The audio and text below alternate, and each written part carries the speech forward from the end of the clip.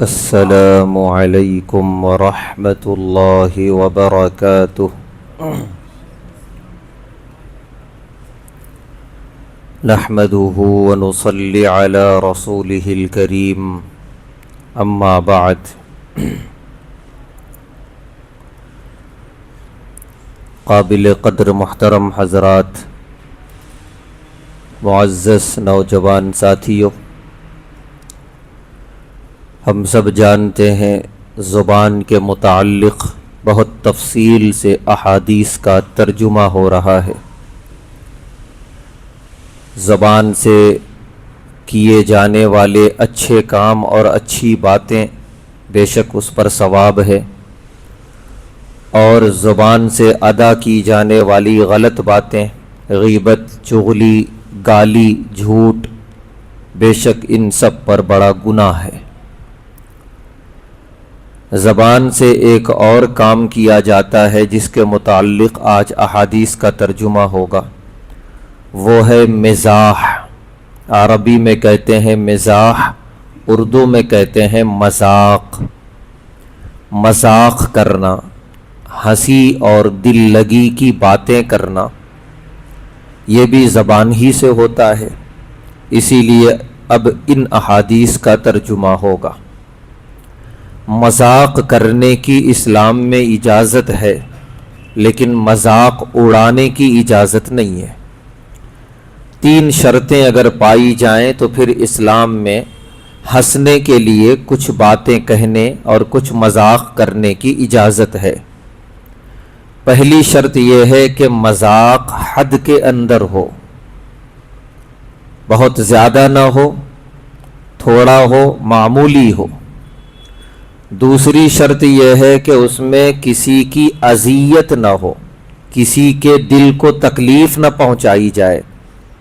اگر تکلیف پہنچائی جا رہی ہے مذاق میں، چاہے جس کو تکلیف پہنچائی جا رہی ہے وہ وہیں موجود ہو یا غائب ہو، کچھ بھی ہو، اس کی اجازت اسلام میں نہیں ہے۔ تو دوسری شرط یہ ہے کسی کو اذیت نہ ہو۔ تیسری شرط یہ ہے کہ اس میں جھوٹ شامل نہ ہو، سچ ہو۔ مذاق میں بھی جو بات کہی جا رہی ہے وہ سچی ہو۔ حدیث میں ہے، ایک مرتبہ پیارے نبی صلی اللہ علیہ وسلم نے ایسے ہی کوئی بات کہہ دی ہنسنے کی، صحابہ کو ہنسی آئی، وہ ہنسے اور انہوں نے تعجب میں کہا، اے اللہ کے نبی صلی اللہ علیہ وسلم، آپ بھی مذاق کرتے ہیں؟ پیارے نبی صلی اللہ علیہ وسلم نے فرمایا، ہاں، وَلَا أَقُولُ إِلَّا حَقًّا، اور میں مذاق میں بھی حق بولتا ہوں، سچ بولتا ہوں، جھوٹ نہیں۔ تو یہ 3 شرطیں اگر پائی گئیں، پوری اجازت ہے مذاق کرنے کی۔ ایک تو یہ ہے حد میں ہو، قلیل ہو۔ دوسرا یہ ہے کسی کو اذیت، کسی کو تکلیف نہ پہنچائی جائے۔ تیسرا یہ ہے کہ اس میں جھوٹ شامل نہ ہو۔ چنانچہ کچھ حدیثیں آئیں گی اور کچھ واقعات بھی ہیں، جیسے حضرت علی رضی اللہ تعالی عنہ ایک مرتبہ اور صحابہ کے درمیان بیٹھے تھے، کھجوریں کھا رہے تھے۔ حضرت علی رضی اللہ تعالی عنہ جہاں اپنے کھجوروں کا بیج ڈال رہے تھے، وہیں کچھ دوسرے صحابہ بھی ڈال رہے تھے بیج۔ تو آخر میں کچھ صحابہ نے کہا حضرت علی رضی اللہ تعالی عنہ سے کہ اتنی کھجوریں کھا لیے آپ، بیج کا ڈھیر ہے پورا۔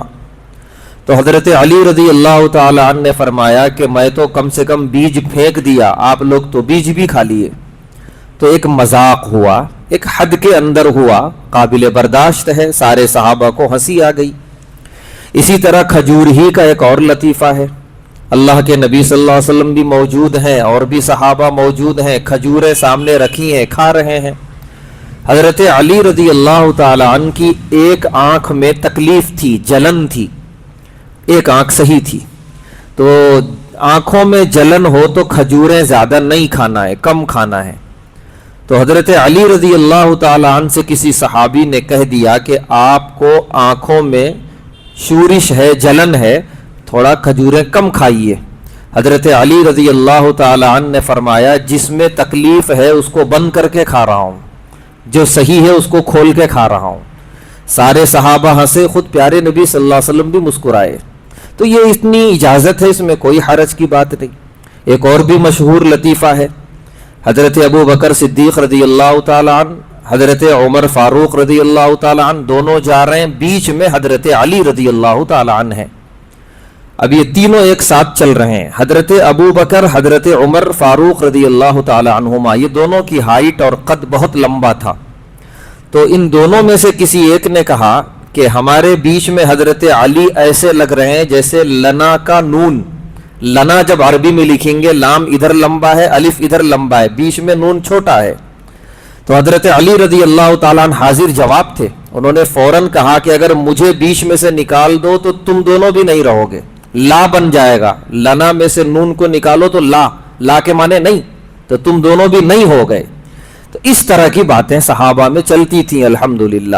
اتنے مذاق کی اجازت ہے جس میں کوئی تکلیف نہ ہو، اور بھی کچھ تعلق سے حدیثیں آ رہی ہیں۔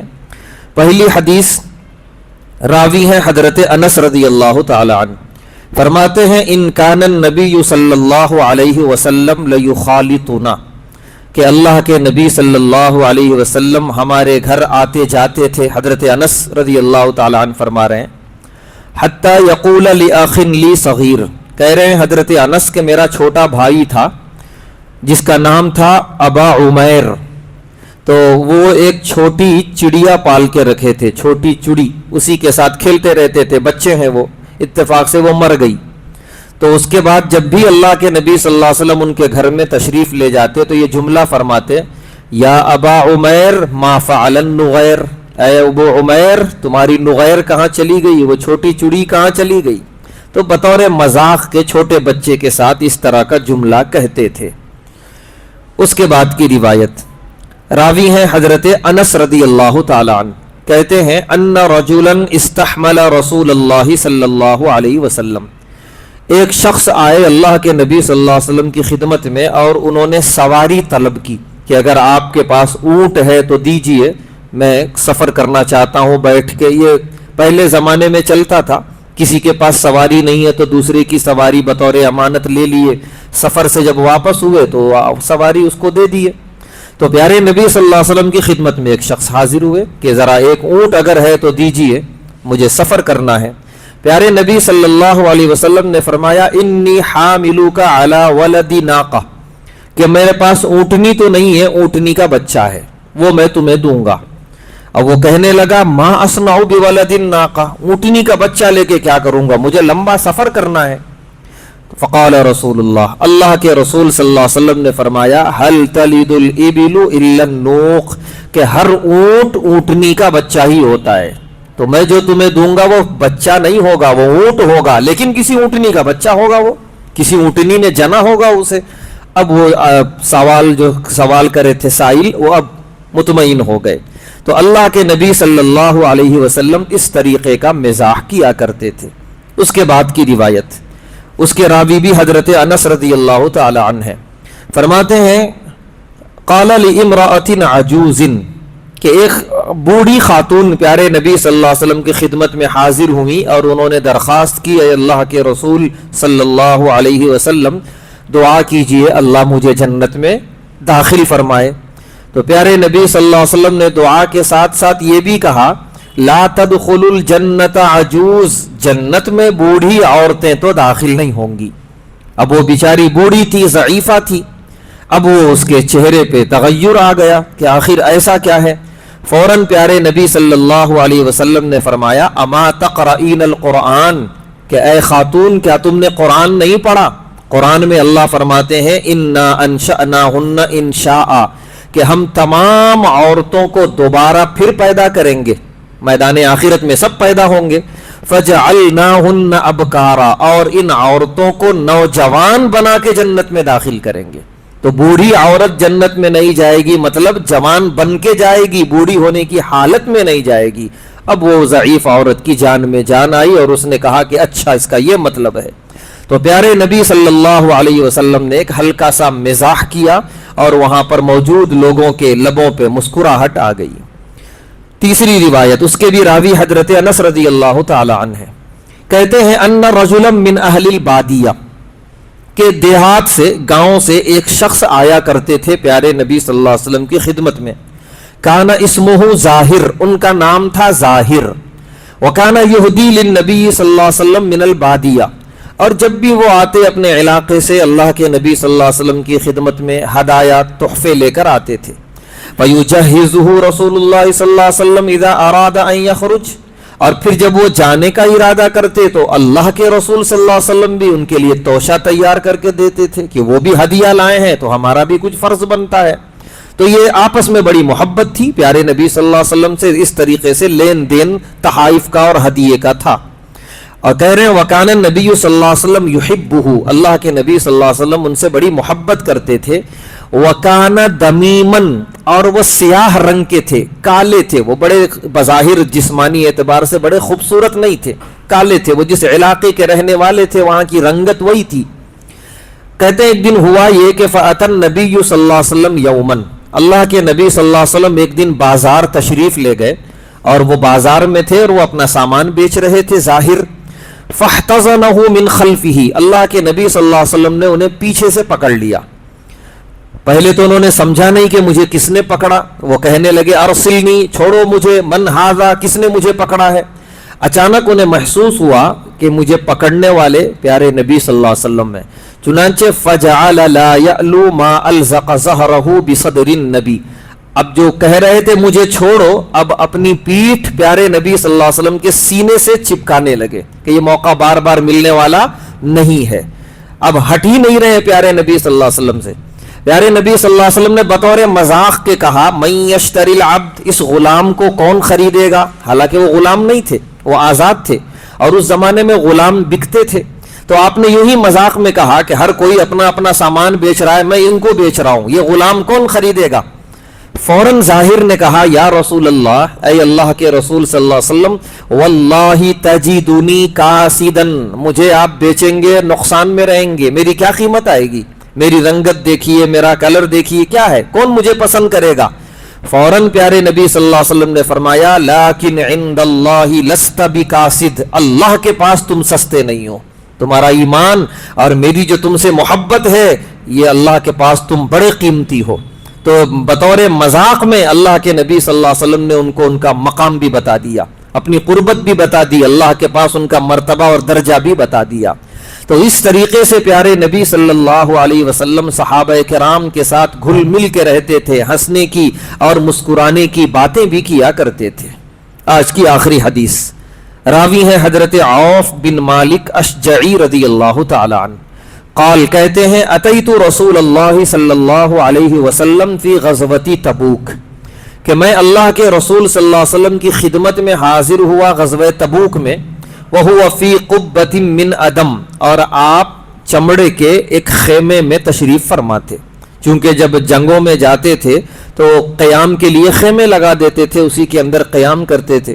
تو غزوہ تبوک کے جس خیمے میں اس وقت اللہ کے نبی صلی اللہ علیہ وسلم تھے وہ بہت چھوٹا خیمہ تھا. تو حضرت عوف بن مالک اشجعی رضی اللہ تعالی عنہ باہر کھڑے ہوئے، کہتے فسلمت، میں نے سلام کیا. فرد علیہ، اللہ کے نبی صلی اللہ علیہ وسلم نے مجھے جواب دیا. وقال، اور ساتھ میں فرمایا ادخل، اندر داخل ہو جاؤ، آ جاؤ. تو حضرت عوف بن مالک اشجعی رضی اللہ تعالی عنہ نے کہا اکلی یا رسول اللہ صلی اللہ علیہ وسلم، اے اللہ کے رسول صلی اللہ علیہ وسلم، میں پورا آ جاؤں اندر، کیونکہ خیمہ بہت چھوٹا تھا. تو بطور مذاق کے سوال کیا کیا پورا ہی آ جاؤں میں اندر. پیارے نبی صلی اللہ علیہ وسلم مسکرائے، فرمایا کلو کا، پورے کے پورے اندر داخل ہو جاؤ. چنانچہ وہ اندر داخل ہوئے اور پیارے نبی صلی اللہ علیہ وسلم سے باتیں ہوئیں. تو یہ پیارے نبی صلی اللہ علیہ وسلم کے ساتھ صحابہ کرام کا بے تکلفانہ معاملہ تھا. یہ گفتگو تھی حد کے اندر رہتے ہوئے، ایک دوسرے کی عزتوں سے کھلواڑ کیے بغیر، ایک دوسرے کو تکلیف پہنچائے بغیر، جھوٹ شامل کیے بغیر ایک دوسرے سے مزاح کر لیا کرتے تھے، مذاق کر لیا کرتے تھے. تو کوئی کبھی کسی موقع پر ہنسنے کی اور مسکرانے کی کوئی بات ہو جائے تو یہ کوئی خلاف تقوی نہیں ہے، یہ کوئی غلط یا گناہ کی بات نہیں ہے. اتنا تو ہونا چاہیے، آدمی چاہتا ہے کہ مسکرائے، اور اللہ کے نبی صلی اللہ علیہ وسلم کی سنت تھی ہمیشہ مسکرانا. البتہ مذاق کو ایک پیشہ بنا لینا، جیسا کہ آج کے زمانے میں کامیڈین شو ہوتے ہیں اور اس میں کام ہی یہی ہوتا ہے کسی ایک کو لیو اور اس کی عزتوں سے کھلواڑ کرو، جتنا ہو سکے جو ہے اس کی غیبتیں ہوں اور جھوٹ ہو، اس کے اندر جھوٹے قصے بیان کیے جائیں اور پگڑیاں اچھالی جائیں اور لوگ تالیاں بجا رہے ہیں، ہنس رہے ہیں، اس کی اسلام میں بالکل بھی اجازت نہیں ہے، اور اتنا زیادہ ہنسنے کی بھی اجازت نہیں ہے۔ ہنسنا ہے، مسکرانا ایک حد کے اندر، جب وہ حد سے زیادہ ہو جائے، پیارے نبی صلی اللہ علیہ وسلم نے فرمایا زیادہ کھلکھلا کے ہنسنا یہ دل کو مردہ کرتا ہے، یہ غلط بات ہے۔ ہلکا سا مسکرانا ہو، اس سے زندگی ملتی ہے، یہ سنت ہے، یہ ہونا چاہیے۔ اللہ تبارک و تعالیٰ سے دعا ہے اللہ تبارک و تعالیٰ ہم تمام کو پیارے نبی صلی اللہ علیہ وسلم کے سنتوں کے مطابق زندگی گزارنے کی توفیق عطا فرمائے، ایک دوسرے کی عزت و آبرو کا لحاظ رکھنے کی توفیق عطا فرمائے، زبان کو جھوٹ سے محفوظ رکھنے کی توفیق عطا فرمائے۔ وآخر دعوانا الحمد للہ رب العالمین۔ گھاوا نوش فرما کے تشریف لے جائیں۔